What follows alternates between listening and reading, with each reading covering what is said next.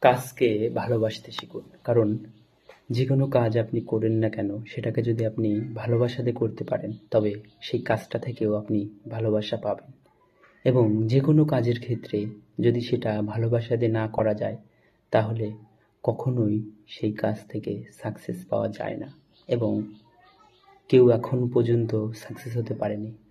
কারণ আপনি যেটাই করেন না কেন যদি ভালোবাসা দিয়ে করেন দেখবেন সেই কাজে যতই কষ্ট, বাধা, সমস্যা আসুক না কেন কখনোই সেই বাধা সমস্যা আপনাকে আটকাতে পারবে না। কারণ এই পৃথিবীতে আপনি যে কোনো কাজই করেন না কেন সমস্ত কাজেরই কম বেশি সমস্যা বাধা আসে, কম আর বেশি। তাই যে কোনো কাজ আপনি করেন না কেন সেটাকে ভালোবাসা দিয়ে করুন, দেখবেন কাজটাও আপনাকে একদিন ভালোবাসা দেবে, শুধু সময়ের অপেক্ষা।